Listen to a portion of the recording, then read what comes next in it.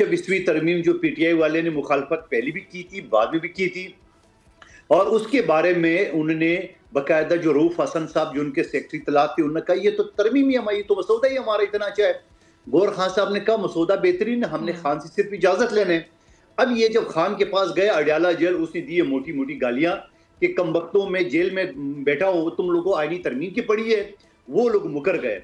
फिर उसके बाद असम्बली में जब ये टेबल हो गया तो असम्बली में पीटीआई ने मुखालफत नहीं की है, पीटीआई ने बाइकाट किए। बाइकाट का मतलब ये कि सेफ एग्जिट दिए हुकूमती पार्टियों को। यही बात तो फिर सुप्रीम कोर्ट के बॉयकॉट का मतलब तो मुखालफत ही है ना? नहीं नहीं नहीं नहीं नहीं, अर्गिज नहीं। ये डिस्कशन जो सुप्रीम कोर्ट में आया था, सुप्रीम कोर्ट के जज साहब ने पूछा तो इनकी वकला ने बोला कि हमने तो बाइकाट की। उसने नहीं, आपने मुखालफत करनी थी। बाइकाट का मतलब ये कि आपने उसको रास्ता दिया। तो आज पीटीआई वाले ने उनकी मुखालफत नहीं की है बल्कि बाइकाट किए, क्योंकि मौलाना साहब के साथ वो एग्री हो चुके हैं।